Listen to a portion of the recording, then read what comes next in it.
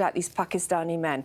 They were too worried about the social unrest that could result. On Pakistani men? We know from You're in denial, Chris. We're not in what I'm saying is, you look at the stats. We know it isn't just Pakistani men. Oh my God! There is white individuals and others with other faiths and backgrounds that are doing this horrific stuff that needs to be brought to justice. Here we go. We have a Labour politician defending the Pakistani community because that's your votes, Chris. No.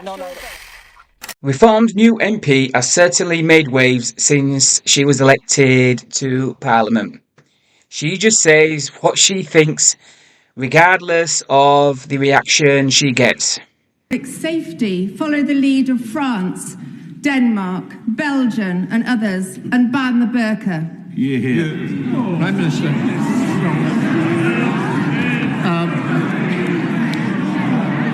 Here, in this debate, she accuses Labour of still trying to cover up the reality of the grooming gangs. They're still trying to deflect by saying most gangs are white men. Sarah Potchin is having none of it and rightly tells him he's scared of offending the Pakistani community because they need their votes. The way this was covered up was utterly disgraceful, and now the rats are jumping ship. Listen to what this Labour MP is now saying. Of sheer anger and condemnation that the vast majority of them share, like all Britons, against those that commit these vile actions and vile sexual abuse. This is not only backed by recent polling by opinion that shows Muslims are deeply concerned, majority of them, about grooming gangs, but by sermons in mosques. That is the same woman who said those girls need to shut their mouths for the sake of diversity. And many others in Labour have said similar stuff. Let's be honest, Labour don't want to deal with this issue, but the heat has become too much now for them to ignore it. And isn't it ironic that it was and is white girls who are the victims of the worst episode of institutional racism in living memory? And it was those lefties who call themselves anti-racists and social justice warriors who covered it up. But we know anti-white racism is just one form of racism that is still acceptable in this country in this day and age. I've been saying it for ages on this channel that diversity often just means anti-white, anything but white. We saw all these changes in the law after the Stephen Lawrence case. Let's see if it happens now after the grooming gangs scandal. We can never again allow anything to be put before the safety and welfare of all children. Take a listen to this. Well done, Sarah Potchin. Thanks to pressure put on the Labour Party by Reform UK. So Nigel Farage has been calling for a national inquiry into the grooming gang scandal. Keir Starmer, even in January, was calling us far right for having those views. How can he possibly defend his situation? Did he really need a report to tell us that we need an investigation into this? We have known that the social contract in this country is broken under this Labour government and also under the previous Tory government. And if I can just say, what you read about what has happened to these girls is absolutely... I mean, I was nearly in tears reading some of the reports about the rapes, the multiple men on single children, you know, being raped.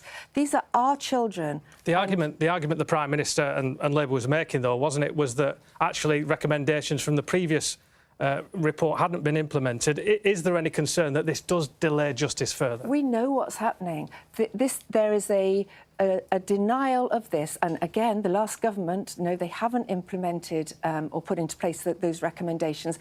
And I wonder what the timings are going to be on this latest inquiry. Like you say, let's not push this into the long grass.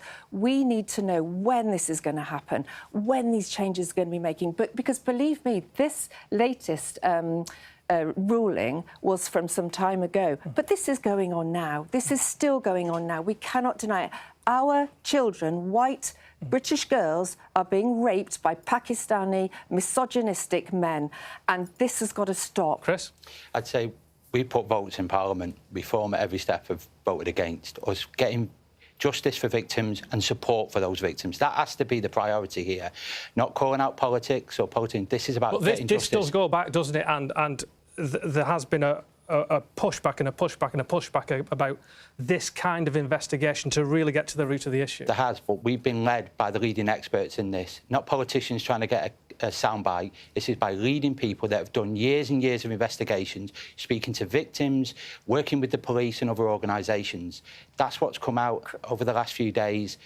PM's listening to that recommendation, is enacting on. That's what we want from a Prime Minister who takes it from the experts and leads on it. But, you know, we've got a track record of getting on with this when we've come into government after years of inactivity. That has to be the priority for victims, not dog whistle politics. Quick response, Sarah. We know that the other thing that needs to come out of this investigation now is calling to account and making people and charging people for the police, the social workers, the councils that have all been complicit in allowing this abuse of our children to carry on. And why have they been complicit? Because they were too worried about being called racist if they called out these Pakistani men.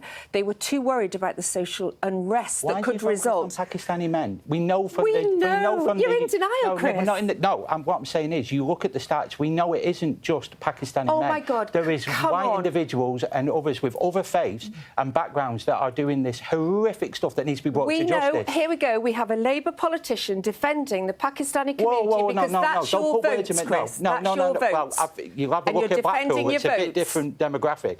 What I'm saying is, I don't hear about talking about everyone else. I'm not saying it's a part of it, but it seems to be the focus, not about all of these. These are horrific individuals, no matter their background, no matter where they're from, no matter their ethnicity. They need to be locked up. They need to feel. We agree on that. They need to be locked up. But you can't deny that the majority of these gangs are Pakistani men that we are talking about, and it has not been. I'm raising it as a Reform MP because you're in denial because it's your votes. All right.